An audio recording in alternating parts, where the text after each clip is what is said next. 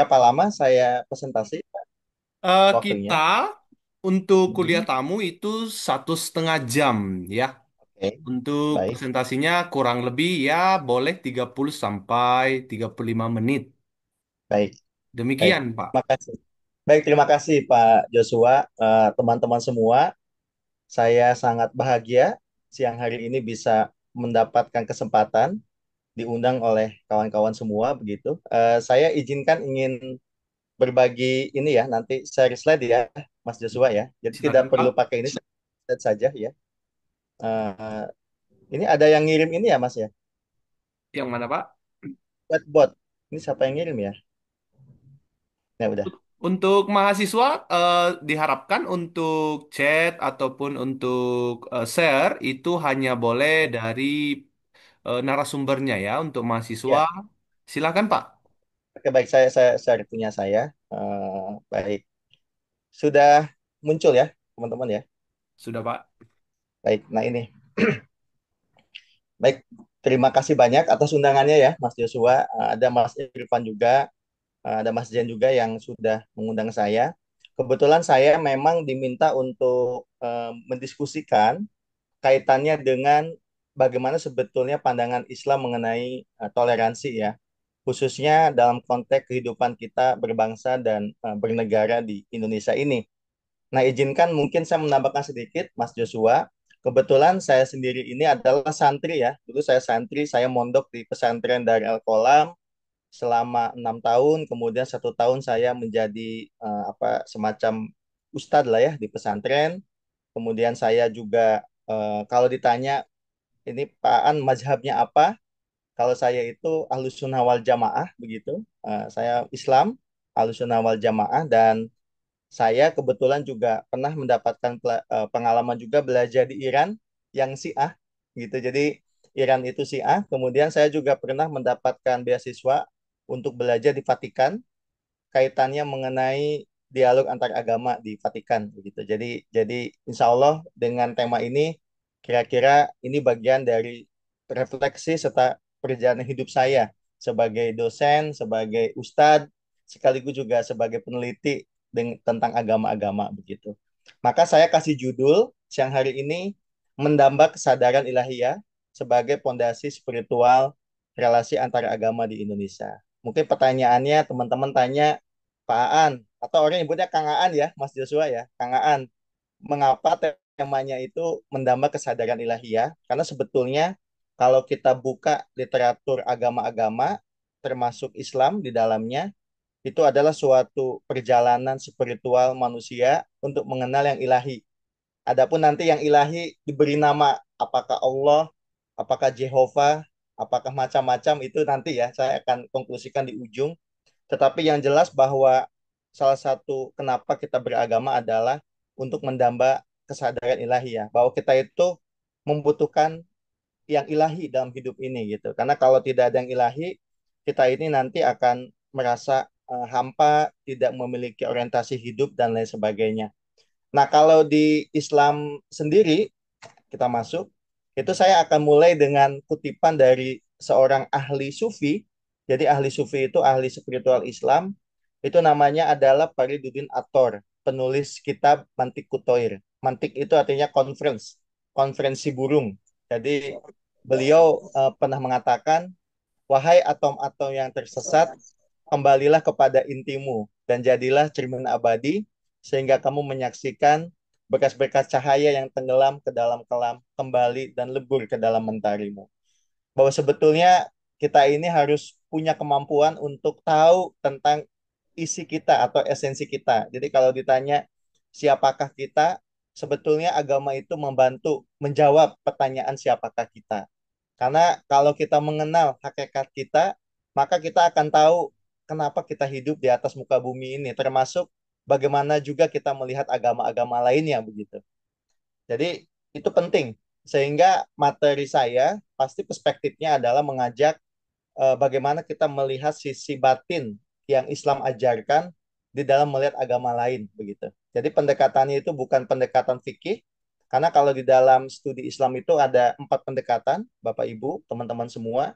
Ada pendekatan fikih dan usul fik, ya, pendekatan hukum Islam, ada pendekatan yang kedua itu teologi Islam, yang ketiga itu ada pendekatan falsafah Islam, yang keempat itu pendekatan tasawuf. Jadi sebetulnya tema siang hari ini saya menariknya, akarnya itu lebih kepada spiritualitas Islam. Jadi bagaimana Islam secara spiritual melihat persoalan toleransi agama. Makanya saya buka dengan kutipan seorang sufi begitu. Oke, ini kita masuk ke bab satunya. Ketika berbicara Islam, sebetulnya yang tidak boleh dilupakan adalah apa sih esensi dari keislaman itu sendiri. Karena kita jangan sampai terjebak Islam itu hanya kepada nama, ya, sebagai seorang muslim misalnya, tetapi kita harus tahu sesungguhnya Islam itu bagaimana. Dan kalau kita buka referensi Islam, maka sebetulnya Islam itu adalah agama yang mengajarkan apa yang disebut sebagai yang sakral, yang ilahi, itu prinsipnya adalah tauhid. Nah, ini tauhid ini perlu dijelaskan supaya clear ya. Karena nanti bisa jadi kadang-kadang kita bertanya, itu agama lain nggak tauhid gitu. Padahal saya juga pernah tanya ke teman ketika ada di Vatikan, ke romo-romo di Vatikan, ketika saya tanya, apakah Kristianiti juga menerapkan monoteisme? Dia bilang iya, tetapi monoteisme dalam tiga, tiga dalam satu. Terus saya tanya, kenapa demikian? Itulah misteri ilahi, kira begitu. Sehingga definisi monoteisme ini sebetulnya menjadi ciri dari agama-agama yang rootsnya atau akarnya itu ke Abraham ya, ke Nabi Ibrahim atau Abrahamic religions, baik itu yang Yahudi, baik itu yang Kristen maupun yang Islam. Nah, bedanya adalah kalau di Islam ini memang prinsip monoteismenya ini monoteisme yang mutlak ya. Artinya kita nggak boleh mempersekutukan kira-kira Allah dengan yang lainnya. Bahkan di dalam Islam itu ketika kita mempunyai imajinasi tentang Allah dan kita anggap imajinasi itu adalah Allah, maka itu juga harus dihindari. Dan artinya kita tidak boleh menganggap imajinasi kita itu yaitu Allah gitu. Kenapa? Karena Allah itu adalah esa. Allah itu adalah dimensi yang bisa kita rasakan, tetapi sesungguhnya yang bisa kita gambarkan itu adalah kasih sayangnya, bukan bentuknya. Nah, ini aja membedakan nantinya. Sedangkan kalau di dalam tradisi agama-agama lain, sebetulnya nanti ada perwujudan lah. Ada yang disebut sebagai inkarnasi Allah dalam hidup ini. Sedangkan di Islam itu tidak mengenal itu. Jadi betul-betul berangkatnya itu dari prinsip tauhid gitu. Dan ini sebetulnya kaitan dengan ini kita ini dekat juga sebetulnya dengan Yahudi karena Yahudi juga sama. Yahudi juga tidak memvisualkan ya konsep Allahnya itu dalam bentuk yang lainnya begitu.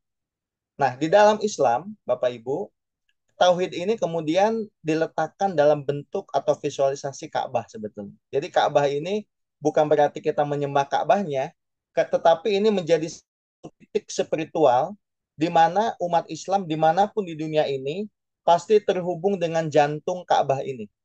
Makanya ini yang menjelaskan kenapa orang Islam itu kalau sholat dimanapun itu gitu ya, itu harus menghadap satu titik spiritual yang disebut sebagai Ka'bah.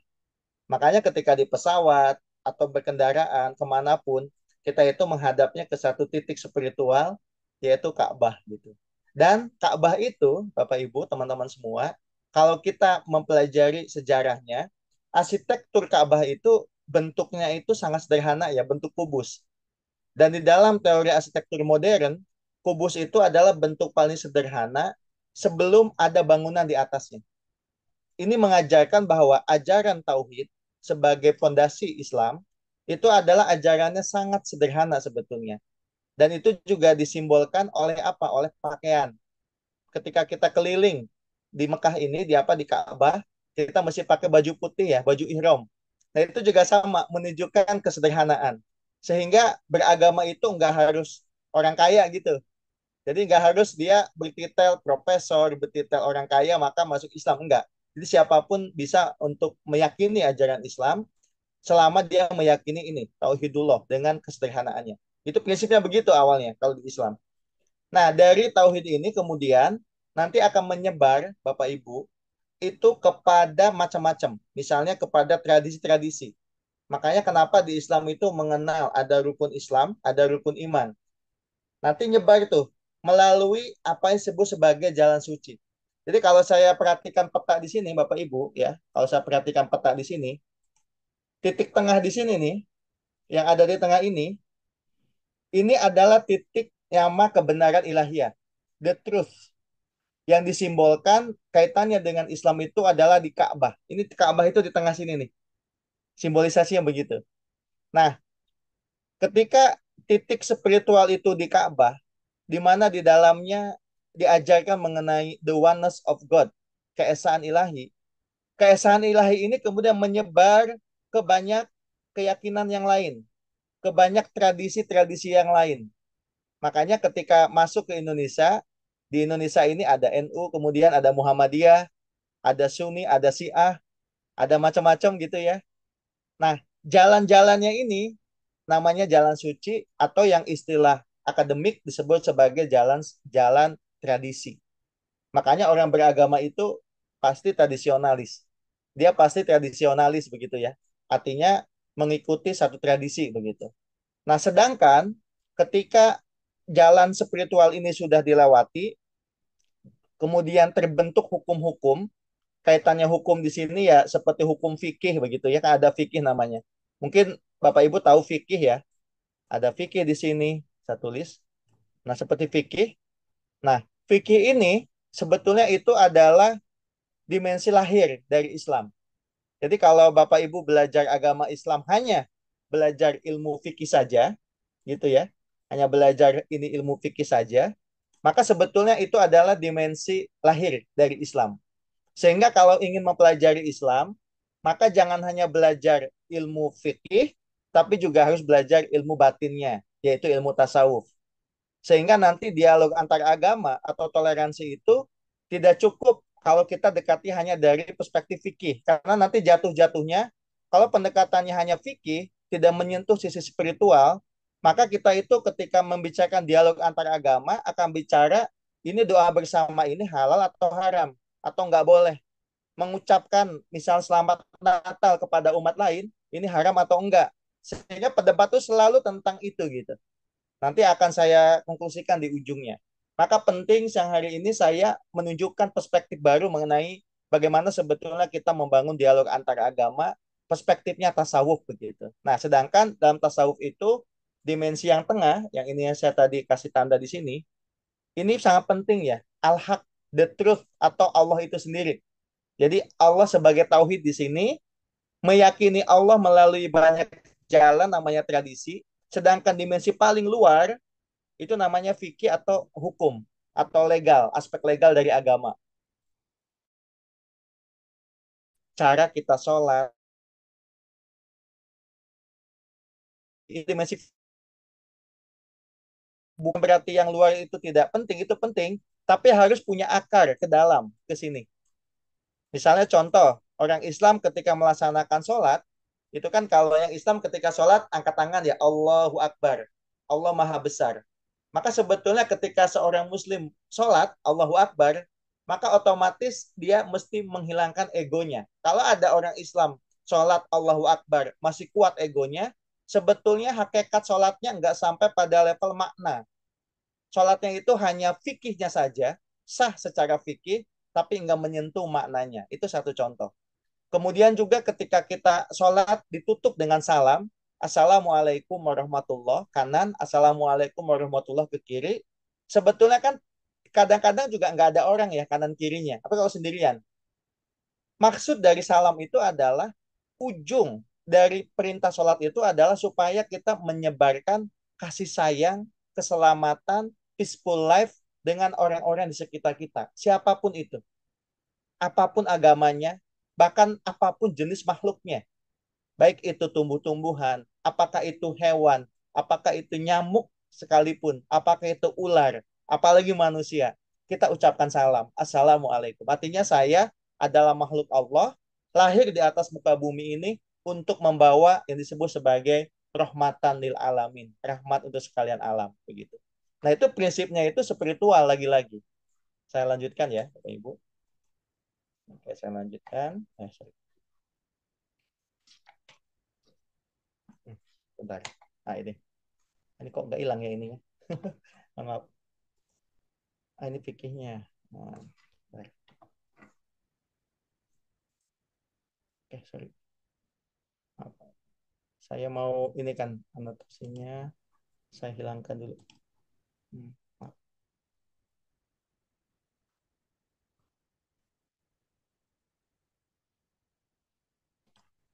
Oh, sebentar. Ini kok nggak hilang ini ya Mas ya? Mana? Coba. Eraser, Pak.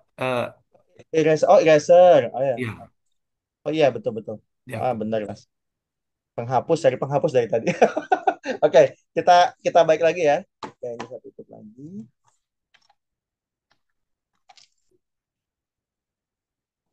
Oke.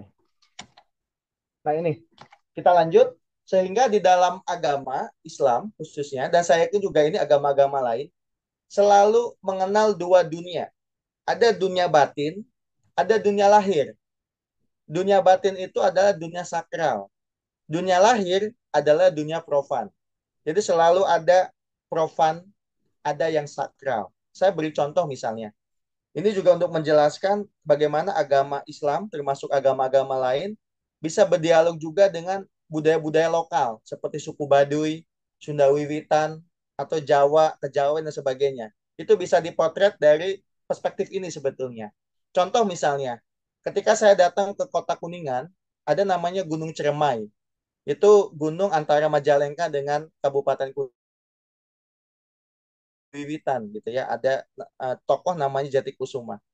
Saya pernah ke sana juga dan berdialog. Kira-kira orang-orang Sunda Wiwitan itu ketika melihat gunung Ciremai itu bukan hanya gunung dalam artian bentuknya fisik, tetapi bagi mereka gunung itu adalah sentrum dari kehidupan mereka sebagai manusia. Mengandung unsur yang sakral di gunung itu. Maka ketika mereka menyiapkan sesajian, ada sarentaun, ada macam-macam, sebetulnya itu adalah bentuk bukan untuk dikasih ke jin, bukan. Itu adalah bentuk apresiasi terhadap yang ilahi yang memang mereka yakini ada di alam ini gitu. Nah itu. Nah bedanya kalau di Islam itu ketika kita melihat gunung, betul gunung itu ciptaan Allah, tetapi mana Allahnya itu tidak divisualkan dalam artian tadi ya, dalam bentuk yang bentuknya wujud. Misalnya apakah itu patung, apakah yang lainnya. Di Islam itu tidak itu yang ditampilkan. Tetapi kalau dilihat dari sisi spiritnya sama. Baik Islam maupun juga Sunda Wiwitan, dua-duanya sama-sama berusaha menghadirkan bahwa gunung itu bukan hanya dia profan, duniawi, tapi Gunung Ciremai juga mengandung dimensi sakralnya gitu. Dan di dalam Islam juga ada konsep taskhir, bagaimana kita menaklukkan gunung misalnya bukan karena ingin ekonomi, tetapi karena ini perintah Allah untuk mengelola alam, bukan menghancurkan, tapi mengelolanya begitu. Jadi ada fungsi kekhalifahan juga di sana. Nah itu contoh ya, bagaimana yang sakral profan itu adalah sesuatu yang niscaya di dalam Islam dan itu tidak bisa dipisah-pisahkan. Sekularisasi yang ini ramai didiskusikan ya kalau di dunia studi agama itu. Sekularisasi itu adalah satu upaya atau lebih tepatnya sekularisme sebagaimana yang terjadi di Prancis dengan laissez-faire-nya misalnya memisahkan dua dunia ini secara radikal. Seakan-akan urusan rohaniah itu nggak ada hubungannya sama dunia, urusan dunia itu nggak ada hubungannya sama yang rohani. Jadi nggak boleh itu dicampur adukan. Jadi nggak bisa melihat gunung itu sebagai sumber spiritual. Gunung ya gunung kan gitu kan, sebagai tempat yang bisa kita kelola, baik untuk membuka villa, tempat wisata dan sebagainya begitu. Sedangkan bagi orang beragama dalam hal ini Islam, oh tidak bisa. Hidup ini selalu punya dimensi sakral. Nah, kenapa kita itu beribadah? Kenapa orang Islam itu juga sholat? Kenapa zakat? Kenapa sedekah? Kenapa naik haji? Semua ritual-ritual tadi sebetulnya dalam rangka menghadirkan yang sakral di dalam hidup ini. Ini juga untuk menjawab pertanyaan, kenapa sih Kang Aan kalau kita minum harus doa? Kalau di Islam itu kan semua ada doanya tuh, Mas Joshua ya. Jadi semuanya ada doanya gitu ya. Mau minum doa, mau ini doa. Di yang tadi selain juga saya tahu itu ada juga doa-doanya. Nah, sebetulnya salah satu fungsi doa itu adalah membangun transformasi spiritual dari apa yang kita minum. Karena kalau kita minum tidak doa, ya nggak apa-apa sebetulnya. Tetapi yang didapat hanya air minumnya saja. Tidak masuk ke dimensi lain daripada apa yang kita minum. Sedangkan ketika kita minum dan berdoa, kita memasukkan kesadaran ilahiyah di dalam kita minum itu gitu. Sehingga fungsi doa itu sebetulnya juga untuk menghadirkan yang spiritual dalam hidup ini. Nah itu, jadi baik itu minum, baik itu makan, semuanya pakai doa. Sholat juga sama, dan lain sebagainya. Nah sehingga di dalam Islam itu ada trilogi nilai yang itu jadi pegangan kuat di dalam Islam. Ada namanya Islam itu sendiri, ada iman, ada ihsan.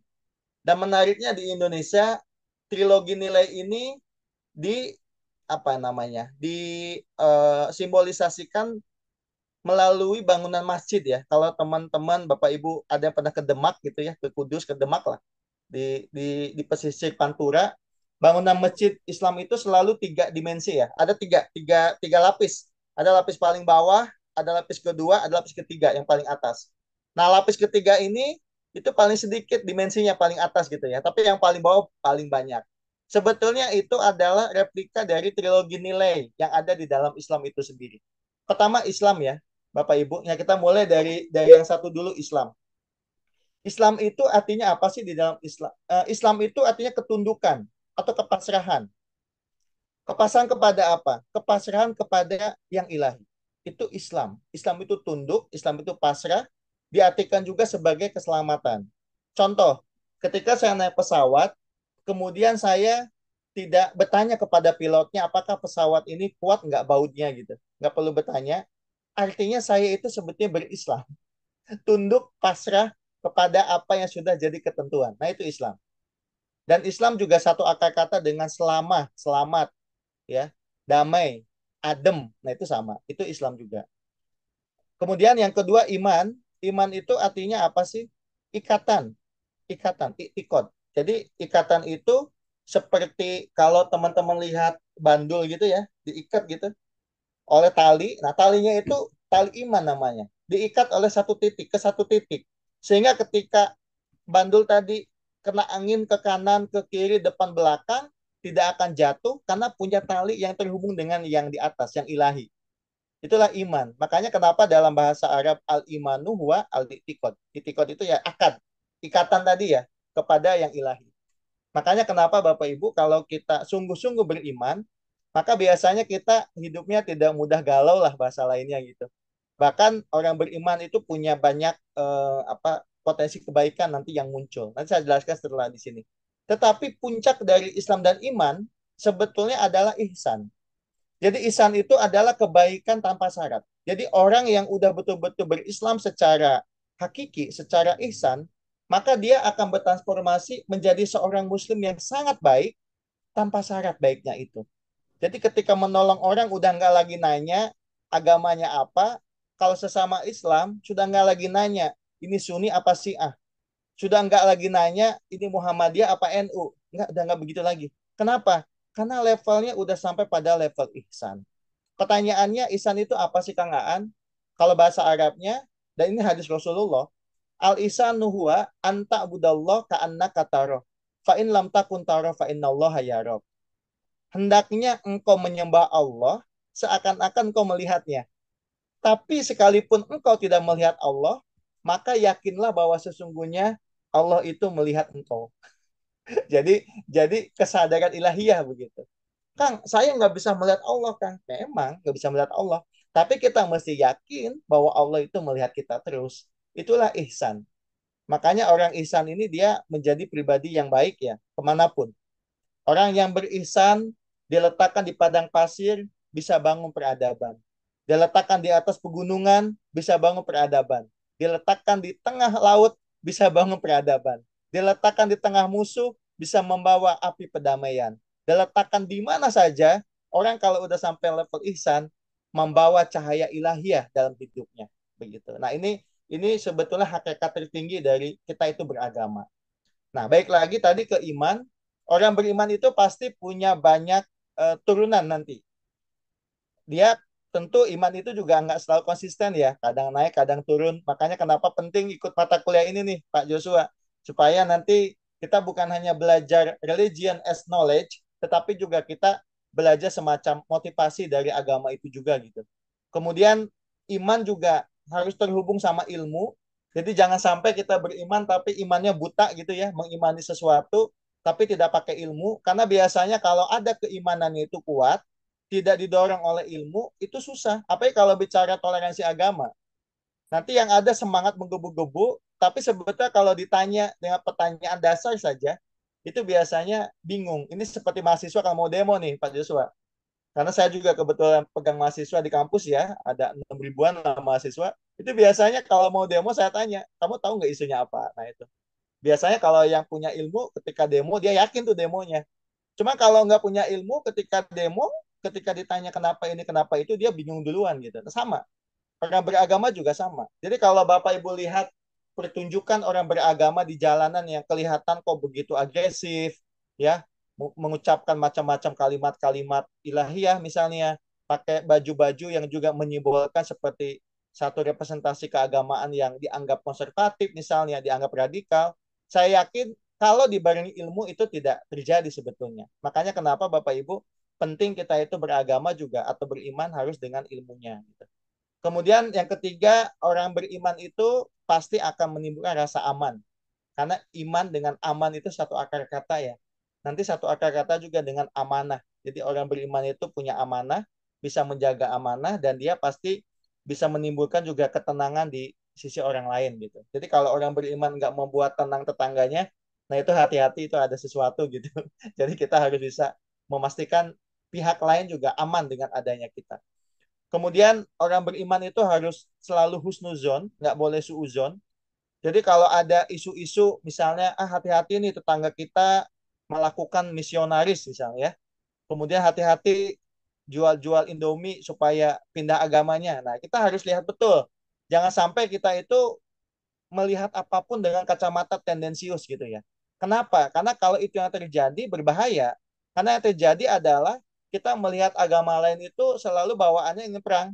Selalu bawaannya ya saya paling benar, yang lain itu salah. Dan itu pasti akan ada konflik nantinya. Saya mungkin tambahkan sedikit ya di kelas ini. Misalnya apa yang terjadi saat ini di Israel, kalau Bapak Ibu perhatikan, itu adalah penggunaan isu-isu agama untuk tujuan politik. Karena kalau kita tanya ke rabi-rabi Yahudi lah, yang betul-betul dia masih berpegangan dengan kitab, itu biasanya akan hati-hati juga tuh, gitu ya, mengatasnamakan agama untuk tujuan yang hanya sesaat dan juga sepihak begitu. Jadi orang beriman itu harus selalu berhusnuzon, positive thinking dengan yang lainnya. Kemudian orang beragama juga punya perkataan yang baik, gitu ya. Nggak boleh kita mentang-mentang dianggap orang beriman ngomongnya seenaknya gitu ya, Pak Joshua ya. Bicara kotor, bicara hewan-hewan gitu ya, menjelekkan umat lain, keyakinan yang lain. Nah itu sebetulnya tidak sesuai dengan apa yang dicontohkan di dalam Islam, termasuk dari Rasulullah. Mungkin saya beri contoh dari Rasulullah ya, buat Bapak Ibu teman-teman semua. Ada dua peristiwa yang menurut saya ini penting ya untuk menunjukkan betapa Rasulullah itu imannya udah sampai pada level tertinggi lah, kira gitu. Jadi suatu kali Rasulullah itu pernah didatangi oleh seorang nenek tua membawa anggur. Jadi nenek tua itu baru mendapatkan buah anggur dari kebunnya. Diberikanlah anggur itu, anggur ya, anggur bukan minuman, anggur, buah anggur kepada Rasulullah di hadapan sahabat-sahabat Rasulullah. Kemudian oleh Rasulullah dimakan anggurnya sampai habis dan nenek itu sangat senang sekali kemudian mengucapkan terima kasih ya Rasulullah, engkau sudah memakan dan menerima buah anggur yang aku hadiahkan kepadamu. Nah, udah nenek tadi pulang, para sahabatnya bingung, kok tumben Rasulullah dapat hadiah buah anggur nggak dibagi-bagi? Kan biasanya itu Rasulullah itu kalau ada makanan depan sahabatnya pasti dibagi-bagi gitu. Tapi ini nggak dibagi-bagi. Kemudian Bapak Ibu tahu apa yang terjadi? Rasulullah mengatakan, wahai sahabat-sahabatku, tahukah engkau bahwa sesungguhnya anggur yang saya makan, itu rasanya asam. Kalau misalnya saya bagikan anggur ini kepada kalian, di hadapan tadi nenek yang memberikan anggur, aku takut nanti ada di antara kalian yang bermuka masam. Sehingga muka masam kalian ketika makan asamnya anggur, itu bisa menyakiti hati si nenek. Coba Bapak Ibu perhatikan. Tidak mungkin orang yang punya kesadaran terbatas mampu menembus kesadaran semacam ini gitu. Jadi inilah kesadaran ilahiyah, kesadaran yang betul-betul kuat gitu ya, yang memang berasal dari mana? Berasal dari hati yang paling dalam begitu. Termasuk kisah lain di saat Rasulullah juga punya kebiasaan memberikan makanan ya kepada seorang perempuan Yahudi dan itu dikenal oleh sahabat-sahabatnya kok. Meskipun perempuan Yahudi itu seringkali bermurka gitu, dan perempuan ini buta kebetulan, tidak bisa melihat dan sering mengkritik Rasulullah begitu. Tapi perempuan ini nggak tahu kalau yang ngasih makan itu Rasulullah langsung. Sampai suatu saat Rasulullah itu meninggal dunia, kemudian digantikan oleh Abu Bakar Siddiq. Dan yang terjadi apa? Perempuan tadi tanya, kemana laki-laki yang selama ini memberikan aku makan? Laki-laki itu sangat halus sekali, dan aku rindu untuk diberikan makan oleh laki-laki tadi. Kemudian kata Abu Bakar, wahai Nek, tahukah engkau bahwa orang yang selama ini engkau caci maki, itu adalah Rasulullah yang selama ini juga memberikan kamu makan.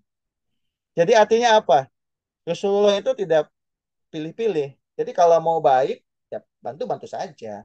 Kalau ada tetangga kita non-muslim, ya jangan dicurigai. Ya, nggak apa-apa kan masing-masing juga punya haknya dan kita tentu perlu menghormati lah keyakinan yang lain juga. Nah, yang terakhir dari iman ini adalah sikap terbuka.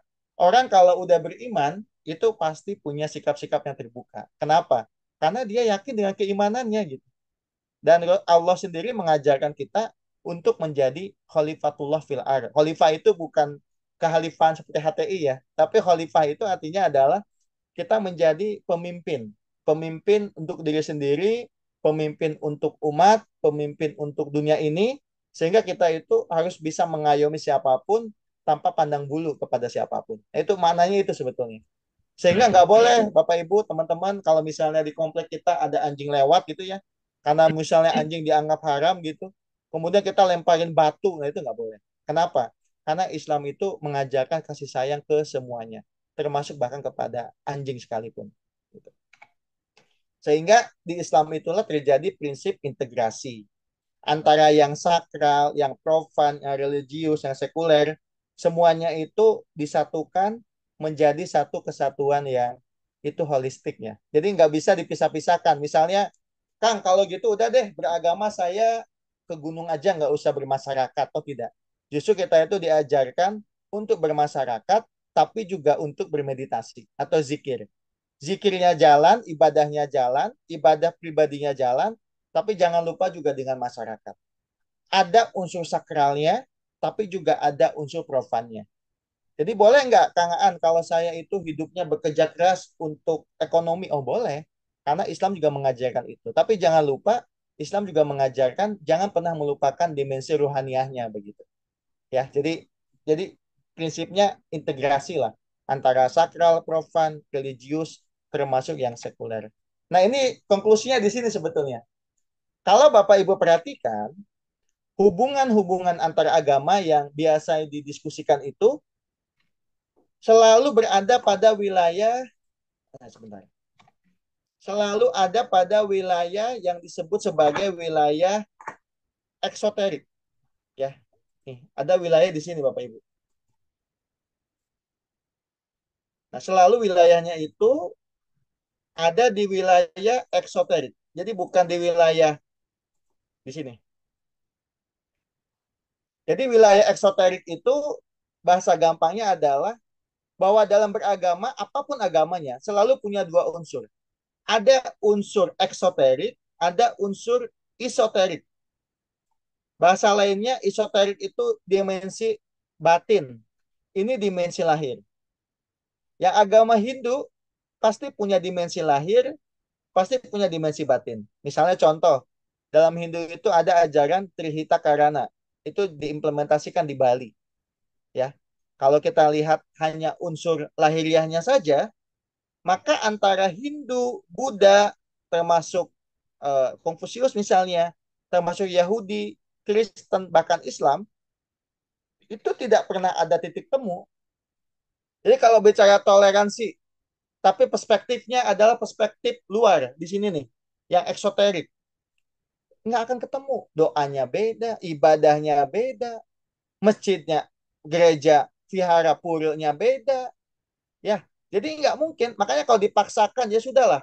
Kita dipaksakan untuk menyamakan ibadah yang nggak bisa juga. Ibadah pasti beda-beda.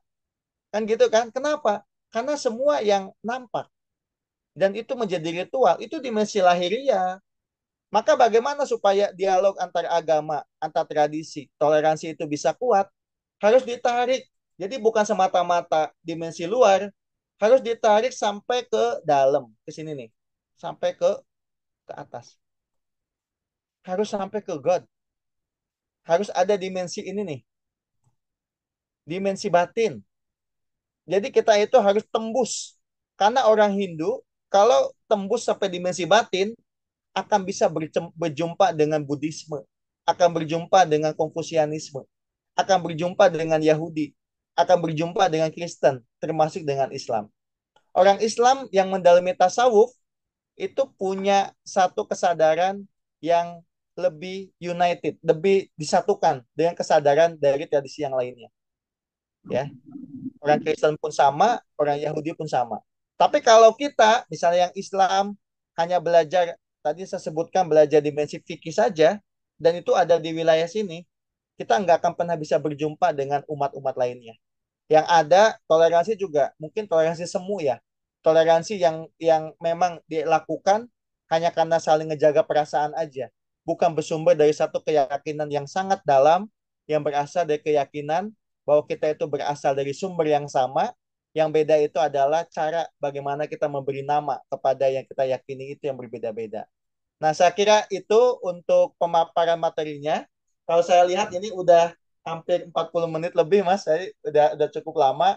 Jadi mungkin saya tutup dulu ya. Dan nanti saya buka sesi tanya jawab saja. Saya kembalikan ke Pak Joshua. Terima kasih. Assalamualaikum warahmatullahi wabarakatuh. Terima kasih Dr. Aan Rukmana untuk eh, insight gambaran bagaimana toleransi ya bisa kita lihat dari lahiriah, batiniah, dan ini sebagai tambahan untuk mahasiswa kami ya. Dan untuk semua mahasiswa yang hadir hari ini sekitar 241 Banyak ya. mahasiswa ya. Dan itu sudah kita bagi 3 room ya, rata-rata 200-an. Nah, untuk mahasiswa kami silahkan jika ada pertanyaan boleh ditanyakan langsung atau bisa dari chat WA kita di grup dan chat di Zoom ya. Bagaimana toleransi dari perspektif agama Islam? Silahkan untuk mahasiswa yang hadir boleh bertanya tentang pemaparan dari Dr. Aan Rukmana yang sudah kita dengarkan. Silahkan bagaimana untuk mahasiswa kami? Boleh bertanya langsung? Langsung saja kepada Dede Kurnia. Silahkan langsung saja Dede. Baik Pak, terima kasih atas kesempatannya dan terima kasih materi yang sudah dijelaskan. Saya mau bertanya sedikit aja nih Pak. Saya dari agama Kristen. Tadi kan ada pembahasan tentang iman. Terus Pak, iman dan rasa aman yang ada di dalam materi tadi, bagaimana iman dalam agama Islam itu kayak memberi rasa aman Pak dan ketenangan. Sedangkan di tengah ketidakpastian dunia saat ini, kita nggak mendapatkan rasa aman gitu Pak. Terima kasih. Oke, Bagus. terima kasih Gulo ya untuk pemaparannya.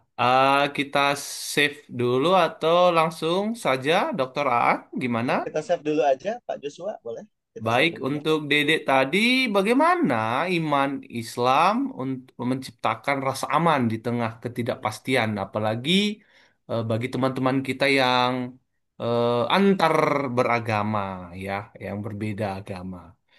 Lanjut kita buat pertanyaan dari yang sudah raise hand tadi, Siti Ramadhani. Ini tadi kedua kali. Silakan, Nak Siti. Permisi Pak, Assalamualaikum warahmatullahi wabarakatuh. Saya dari Waalaikumsalam. agama Islam ingin bertanya, bagaimana perspektif agama Islam memandang sebuah acara kayak misalnya pendoaan, kayak doa-doa untuk kita sakit gitu kan. Nah, di Indonesia kan kayak ada pemuka agama yang kalau sakit gitu kan ke itu kayak pemuka agama dia tapi dia bisa mengobati gitu atau Oh, rukyah gitu. Saya apa ya? Saya rangkum dulu karena ada apa tadi signalnya. Bagaimana Pak agama Islam melihat ya ketika ada pemuka agama itu bisa menyembuhkan ya, ya artinya dia Ya, memiliki dengan doa-doa. doa-doa semacam mantra atau penyebutan yang menggunakan ya ajaran atau ayat-ayat dalam agama Islam. Begitu kurang lebih ya Siti Ramadhania. Iya, Pak. Baik, oke. Silahkan Sofi, kelas IFASR. Silahkan Sofi. Pak, terima kasih atas waktunya. Di sini saya izin bertanya, Pak, apakah ada batasan toleransi dalam agama Islam? Jika ada, apa batasan tersebut, Pak? Dan mengapa ada batasan tersebut? Terima kasih, Pak. Oke, Sofi mengatakan, Pak, apakah ada batasan dalam toleransi agama Islam dan kenapa harus ada? Dan apa saja batasan itu? Begitu ya, Dokter Aan Rukmana, kita keep dulu ya, Pak. Tiga Baik. pertanyaan dulu, pelan-pelan. Satu-satu kita diskusikan. Silakan, Dokter Aan Rukmana. Baik, Pak Joshua. Makasih. Ini ada Bu Dede ya, Mbak Dede, Mbak Dede ada masuk. Oke. Iman dan aman ya, betul ya. Iya. Jadi jadi memang gini Bu, kalau di dalam agama itu ada dua istilah ya. Islam pun sama. Jadi ada namanya doktrin, ada yang namanya amalan terhadap doktrin. Jadi doktrin itu ajaran. Kalau bicara Islam sebagai sebuah ajaran, itu memang sangat ideal. Tetapi ketika ajaran itu diamalkan, kan seringkali juga ada gap ya antara apa yang diajarkan dengan amalannya. Contoh paling gampang nih. Misalnya kalau di Islam itu ada ajaran dari Rasulullah tuh an-nazafatu minal iman. Kebersihan tuh sebagian dari iman. Tetapi kalau dilihat dari sisi amalannya, belum tentu loh semua orang Islam juga mengamalkan kebersihan sebagian dari iman gitu. Itu artinya apa? Memang butuh kerja keras di antara umat Islam itu sendiri, termasuk orang-orang beragama Islam, kaitannya dengan mewujudkan apa yang ideal yang berasal dari agamanya, termasuk menimbulkan rasa aman tadi, Mbak Dede. Itu juga sama, itu PR memang. Jadi bagaimana kalau kita bertetangga dengan tetangga yang lain misalnya, walaupun itu beda agama, beda keyakinan ya, gimana supaya bisa hidup bersama dengan tadi ya, perasaan aman. Karena perasaan aman itu sesuatu yang bukan given ya. Itu sesuatu yang harus diciptakan. Kalau given itu kan misalnya gini, kata pemerintah, oke hidup aman ya, ya itu given. Padahal nggak bisa. Rasa aman itu sesuatu yang harus diperjuangkan. Terbayang nggak, Bu Dede, kalau kita bertetangga, beda agama, tapi tidak pernah ada ngobrol, tidak pernah ada perjumpaan-perjumpaan, tidak pernah ada upaya saling mengenal, rasanya mendapatkan rasa aman tadi juga menjadi sesuatu yang langka gitu ya. Ditambah lagi, kadang-kadang masalah referensi pengetahuan juga itu menjadi penting. Kalau ada orang beragama nih, Bu Dede orang beragama, membaca referensinya tentang peperangan terus. Apalagi peperangan itu yang dibaca babnya bab perang salib, Pak. Antara Islam dengan Kristen. Hanya itu aja yang dibaca. Yang ada juga pikirannya ngelihat yang lain juga begitu gitu, Bu Dede. Saya pernah waktu itu dengan Mas Irfan kebetulan. Mas Irfan juga kami punya program waktu itu pesantren ya, Bu Dede. Ada nama pesantrennya itu pesantren lintas iman. Ini unik ini. Ramadan kita bikin pesantren, cuman lintas iman. Maksudnya bagaimana kita memperkenalkan orang Islam itu kepada agama lain. Jadi waktu itu yang diundang anak-anak SMA. Jadi kami undang anak-anak SMA, kami bikin survei sebelumnya. Kami tanya, menurut kamu, ini anak SMA nih, yang orang Islam, bagaimana kamu melihat agama lain? Kristen misalnya. Tahu nggak, Dek? Jawabannya gimana, Mbak Dede? Jawabannya itu Kristen itu misionaris.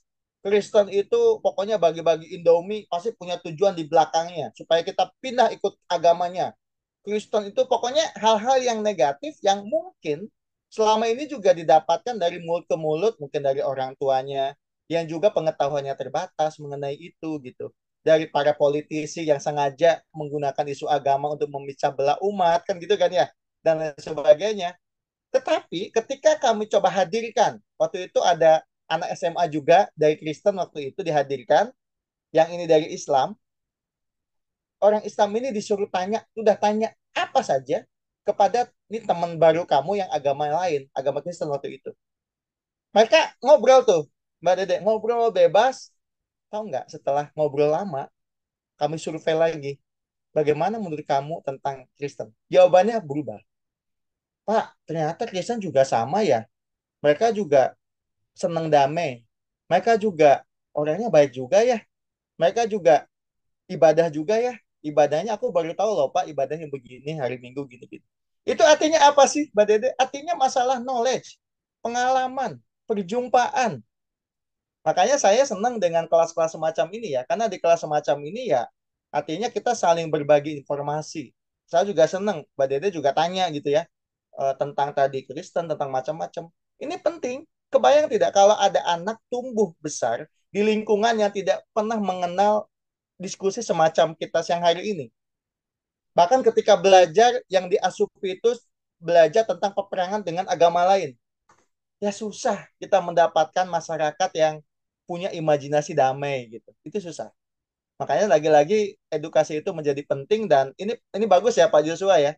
Di kelas-kelas ini betul-betul multi agama gitu ya, saling mengenal, menghadirkan romo, ustadz termasuk yang lainnya. Dan menurut saya ini bagus lah kelas semacam ini. Jadi gitu ya Bu Dede ya. Jadi PR-nya itu bukan di ajarannya sebetulnya lebih ke upaya bagaimana sih orang Islam sendiri sebetulnya sedang berusaha lah untuk betul-betul berjuang kira-kira mengamalkan apa yang menjadi hal ideal di dalam Islamnya itu gitu. Gitu ya Bu Dede ya.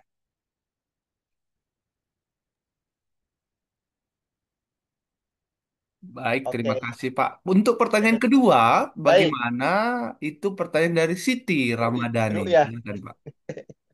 Baik. Bu Siti mana? Ah ini. Mbak Siti, Ya. memang betul ya. Masalah doa-doa tadi yang menyembuhkan itu sebetulnya tradisi itu bukan hanya di Islam. Itu juga ada di dalam tradisi agama-agama lain. Sama. Jadi air-air suci itu ada kok. Di tradisi Islam juga ada. Jadi bukan hanya di Islam ya. Tapi memang apakah misalnya tradisi semacam itu baik atau tidak sih? Baik selama hal semacam itu menimbulkan kehadiran bahwa ada yang ilahi. Gitu. Kalau misalnya kita mau minum minuman, dikasih doa-doa, kemudian kita percaya kepada orang itu sebagai dukun misalnya, itu yang masalah. Tapi ketika kita dikasih minuman, kemudian dikasih tahu, ini udah saya doakan ya, dan saya doa kepada Allah yang menciptakan kita, silakan minum, mudah-mudahan Allah menyembuhkan. Sehingga orang itu ketika minum air itu makin yakin bahwa, oh ada Allah yang menyembuhkan. Nah itu baik, Mas Siti. Gitu. Sama kok, kita kalau dikasih obat dari dokter, itu sama aja.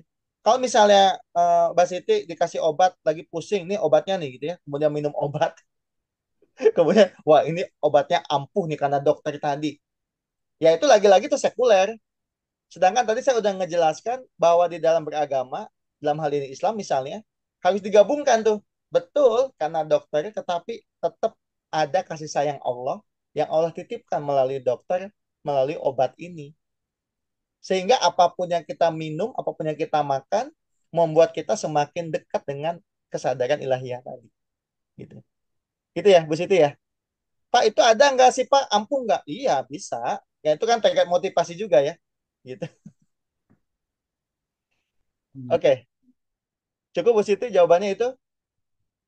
Cukup, Pak. Terima kasih. Alhamdulillah, ya sama-sama. Satu lagi Bu Sofi ya tadi ya. Nah ini Bu Sofi ya. Mengenai batas toleransi ya Bu Sofi ya. Bagus pertanyaannya. Tadi saya udah kasih batasan sebetulnya. Kalau udah wilayah-wilayah lahiriah, Bu Sofi, kita itu nggak bisa digabung-gabungin. Misalnya sholat jamaah bareng. Gimana misalnya sholat jamaah bareng? Saya ikut jamaah. Atau misalnya, mohon maaf ya, kadang-kadang kan ada yang misa. Orang Islam udah saya ikut misa deh. Atau yang orang Kristen saya ikut sholat deh. Nah itu batasnya nggak bisa. Kenapa? Karena masing-masing itu ada rule of the game-nya. Ada dimensi eksoteriknya yang itu masing-masing ya ada aturan mainnya gitu. Tapi kalau misalnya Bapak boleh nggak sih atau Kang An boleh nggak sih saya datang ke masjid ya nggak apa-apa. Saya lihat orang sholat ya boleh. Saya juga suka ditanya tuh, Mbak Sofi, Kang Aan boleh nggak sih ke gereja? Ya boleh, emang kenapa kalau datang ke gereja kan gitu kan? Nah, yang menjadi problem itu di saat ada ritual keagamaan dan kita mengikuti betul ritual itu. Walaupun saya tahu ada orang-orang yang memang passing over ya. Jadi betul-betul toleransinya itu sampai ke posisi misalnya, pokoknya saya orang Islam, saya ingin tahu gimana sih rasanya menjalankan misa. Ya udah dia ikut misa gitu. Kemudian yang Kristen sama, saya pengen tahu gimana sih puasanya orang Islam, ikut puasa gitu.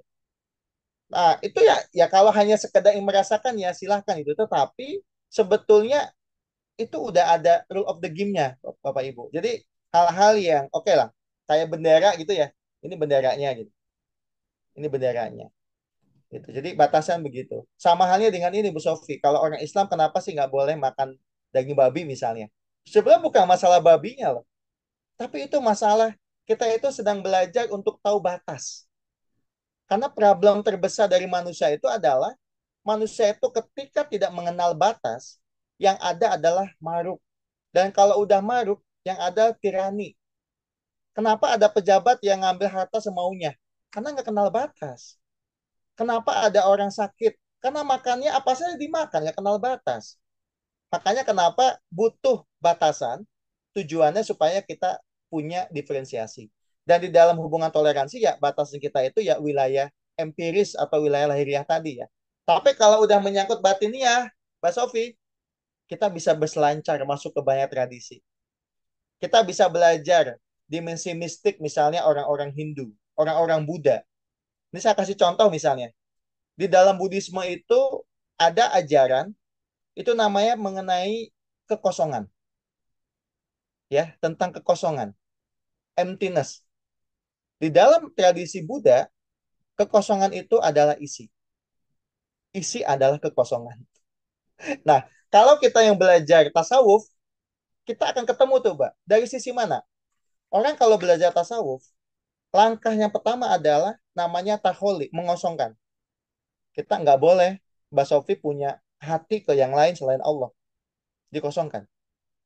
Karena kalau udah dikosongkan, nanti kita akan diisi. Lama-lama akan diisi oleh yang ilahi. Nah, mengosongkan itu apa? Nggak boleh hidup ini detach atau attach, bukan detach. Attach dengan apapun, dengan benda-benda segala macam. Makanya kalau kita lihat Borobudur, kalau Bapak Ibu jalan ke Borobudur ya, yang udah pernah main ke sana, kalau kita datang ke candi paling bawah, itu stupanya itu masih ada patung-patung kan. Tapi kalau udah yang paling atas, itu kosong. Karena itu adalah ajaran mengenai kekosongan tadi. Nah, orang Islam bisa juga belajar kekosongan di sana. Gitu. Itu contoh ya, Pak. Tapi itu dimensi batin. Tapi kalau bawa ibadahnya pasti beda, nggak bisa disamakan. Gitu. Itu ya, Mbak Sofi ya. Kalau masalah mengucapkan selamat segala macam ya itu sih tidak tidak terlalu bermasalah lah namanya. Kalau misalnya saya mengucapkan selamat kepada umat lain kan bukan berarti saya itu bagian dari umat itu kan tidak. Itu kan dalam rangka toleransi kan beda gitu ya konteksnya. Buktinya apa? Ada. Misalnya contoh kita tahu ya ada Profesor Maruf Amin ya. Beliau kan ketua MUI sebelumnya. Ya itu kiai, beliau kiai besar. Dulu ketika di MUI pernah tuh memfatwakan kan nggak boleh kita mengucapkan itu ya, mengucapkan apa selamat Natal nanti takutnya gimana atau cukup aja semoga Natalnya baik atau apa. Jadi jangan selamat lah kayak begitu. Tapi ketika menjabat sebagai wakil presiden mengucapkan juga kan selamat Natal bagi umat. Jadi artinya gini, kalau itu kebenaran sebetulnya nggak boleh berubah ya, hanya karena posisi toh. Artinya ya justru kalau menurut saya yang batasan tadi ya ketika ibadah-ibadah digabung sih itu aja. Tapi kalau belajar di essence of religions-nya itu ketemu ada melting pot, ada titik jumpa gitu. Saya juga jujur ya, saya orang Islam, saya Sunni. Ketika saya di Vatikan, saya itu tinggal dengan kongregasi Jesuit. Jadi teman saya tuh Jesuit semua itu. Dan saya orang Islam cuma berdua, saya satu lagi dari Bosnia, ada teman saya dari Bosnia. Yang lain dari Amerika, Kanada segala macam. Nah, kalau mau makan ini kan suka piket ya, Mbak Sofi suka piket nyiapin macam-macam. Dan di Italia itu kan anggur itu banyak ya, ada anggur merah, anggur putih, kemudian ada jus. Nah, yang menarik ketika mau makan, teman-teman saya selalu ngingetin, Kang Aan, apa Aan, this is for you, jus. Jadi kalau udah jus, mereka tahu, oh, ini spesial buat Aan gitu. Karena mereka tahu saya nggak makan babi, bahkan untuk ngegoreng makanan pun dipisah. Mereka tahu, this is for Muslim. Ini Aan nih, Aan makannya ini ya. Gitu. Teman-teman juga sama gitu. Aan hati-hati itu babi, because you don't eat pork, right? Gitu. Dia suruh ganti gitu. Jadi artinya ada batasan-batasan, itu batasannya gitu, Pak. Gitu. Tapi masalah kasih sayang, cinta segala macam ya, ya itu kita bisa berjumpa di sana. Gitu. Itu ya, Mbak Sofi ya. Cukup, Mbak Joshua, Mas Joshua, jawabannya Eh, sudah meyakinkan itu Pak ya. sudah ya, Karena ya, eh karena kita kan di sini Pak, yayasan kami ini sering sedikit ya Pak. ya, Yayasan kami ini adalah yayasan yang menawarkan itu pendidikan multikultural dan inklusivitas. Jadi, keunikan kampus kami ya, Pak, di sini kita, atau ini saya juga ingin bertanya sepintas nanti sama Dr. Aan. Kami kan menawarkan inklusivitas dan pendidikan multikultural. Jadi, jika ada perayaan-perayaan hari besar, contoh ketika kemarin itu dari teman kita yang Buddha, ada Waisak, kita hadirkan di kampus, kita rayakan bersama. Begitu juga jika ada Hari Raya Idul Fitri dari teman kita yang Islam. Dan untuk teman kita yang Hindu yang ada Hari Raya Katina kita rayakan juga di sini dan begitu juga yang Kristen. Nah, tetapi terkadang Pak, ini bagaimana ada semacam suara-suara lain ya dari teman-teman mahasiswa, dari teman-teman dosen juga. Bagaimana sih Pak sebenarnya batas toleransi itu? Apakah kita boleh mengikuti ibadah mereka? Karena itu kan diundang dan kita satu institusi, satu atap begitu. Jika ada yang mengundang ketika mengikuti hari rayanya, Islam mengundang teman-teman kita yang Islam, yang Kristen, Buddha begitu. Gimana kira kita itu, Dokter Aan ya? ya Kita bagus. Ya, memberi saya, semacam ya, pencerahan lah untuk betul, teman-teman betul, kita, untuk dosen betul, juga dan untuk betul. siswa. Silakan Ya. Pak. Mungkin saya beri contoh ya Pak Joshua ya. Contoh misalnya kalau di Islam itu kan ketika Idul Fitri, itu kan ada sholat 2 rakaat. Hmm. Kalau misalnya saya mengundang non-Muslim atau Kristen, umat Hindu, Buddha untuk datang misalnya, kan tidak mungkin saya meminta mereka, ayo ikut sholat dengan saya 2 rakaat, kan nggak mungkin. Tapi bahwa mereka diundang datang untuk sama-sama, ayolah kita makan-makan ini perayaan Idul Fitri nih. Tentu itu hal yang lumrah gitu Pak Joshua.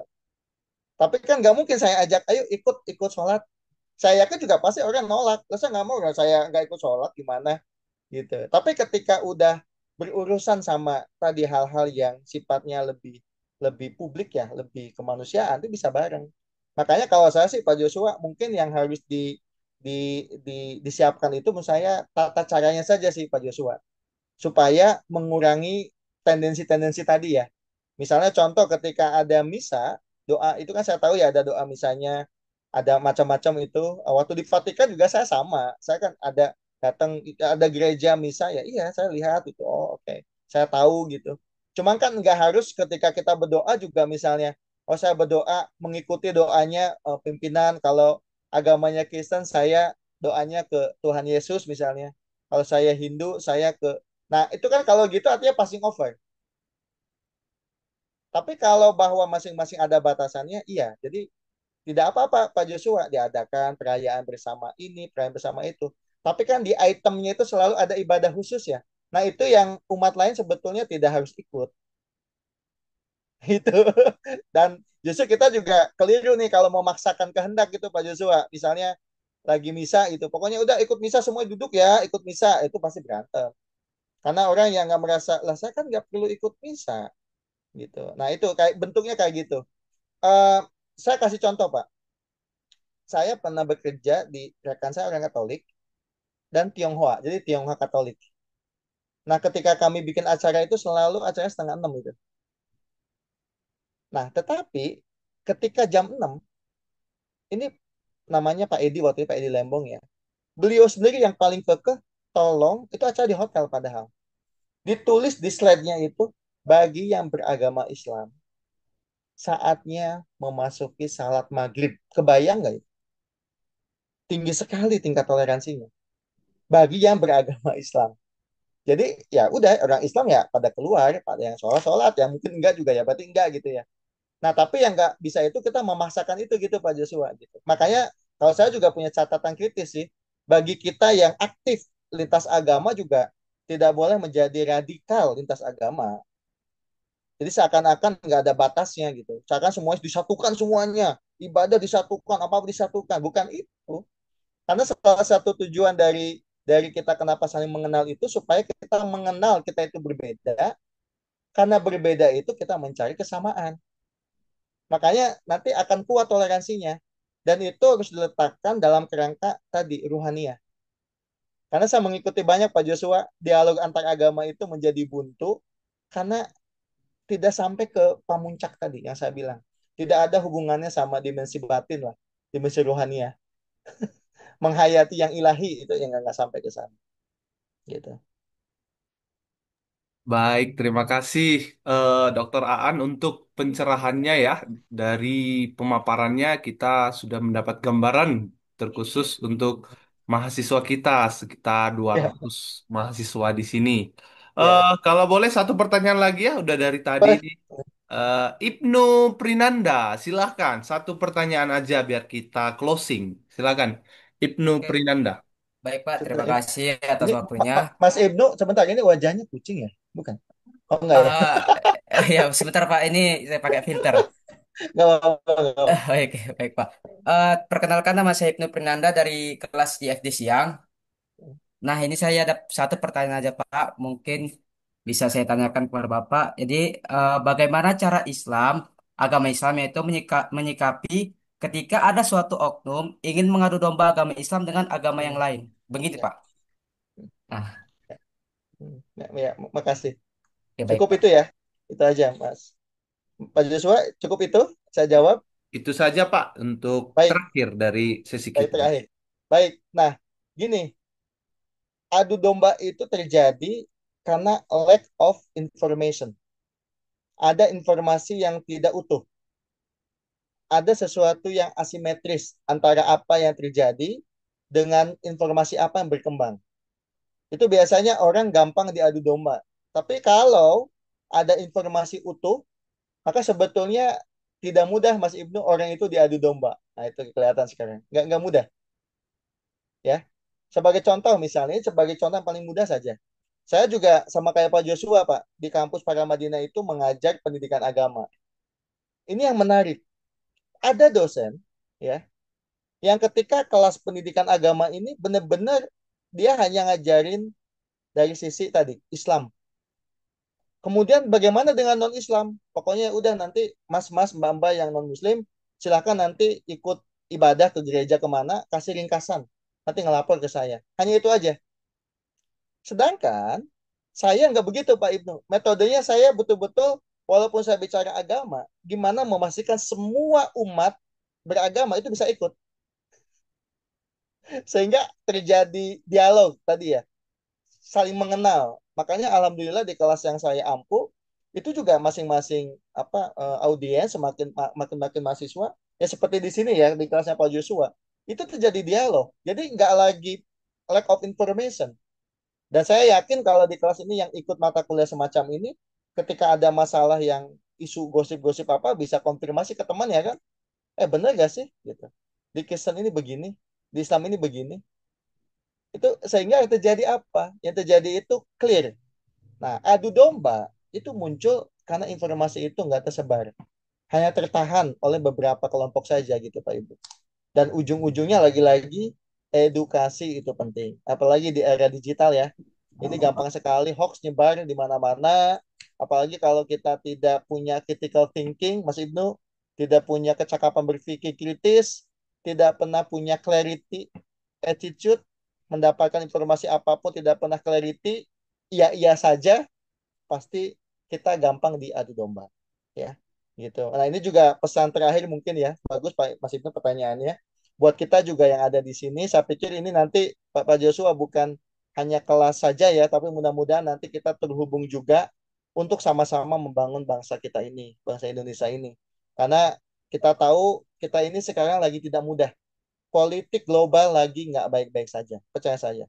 Ekonomi lagi collapse, lagi susah. Di mana-mana orang susah.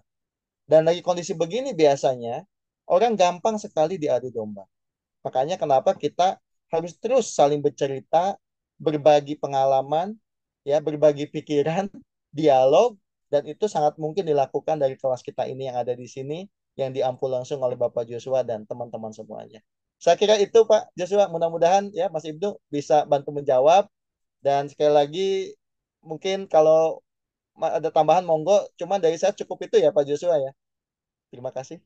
Baik, terima kasih untuk pertemuan kuliah tamu kita hari ini. Senang sekali untuk pencerahan dari Dr. Aan Rukmana untuk mahasiswa kami Universitas ST Bhinneka. Eh, Sebelum kita tutup, kita ini adalah semacam penghargaan kepada tamu kami, ya, sertifikat penghargaan untuk Bapak Dr. Aan Rukmana, MA MM. Senang sudah bisa mendapatkan ilmu yang banyak dan sangat baik sekali. Kami mengucapkan terima kasih dari eh, Center for Interfaith and Multicultural Studies Universitas ST Bhinneka sebagai ketua tim teaching yaitu Bapak Irfan Sarhindi dan diketahui Dr. Tracy Y. Tanaya sebagai Rektor Universitas ST Bhinneka. Senang bisa mengundang Bapak di sini ya Pak. Terima kasih. Ya, terima Semester kasih. depan kita ulangi lagi. Siap, Saya Pak Joshua. izin saya screen dulu, saya foto. Terima kasih dan untuk semua mahasiswa segera dibuka dulu untuk kameranya semua. Kita dokumentasi pertemuan kita hari ini. Untuk sertifikatnya nanti akan kita bagikan dari Bapak Jenny ya Pak untuk langsung ke email Pak Aan atau Ya, dari baik. WA-nya langsung. Nah, untuk semua mahasiswa kita yang di sini silahkan dibuka kameranya. Kita dokumentasikan sebentar untuk kuliah tamu kita hari ini. Oke, untuk slide pertama saya screen 1, 2, 3. Terima kasih. Untuk slide kedua saya screen 1, 2, 3. Untuk slide ketiga saya screen 1, 2, 3. Lumayan banyak ini Pak, sabar ya Pak. Ya, aman, Pak. Slide keempat, saya screen semua, buka kameranya. 1, 2, 3. Slide kelima, saya screen 1, 2, 3. Slide keenam, 1, 2, 3. Sekali lagi untuk slide ketujuh, 1, 2, 3. Slide ke-8, 1, 2, 3. Dan slide ke-9, 1, 2, 3. Oke. Terima kasih untuk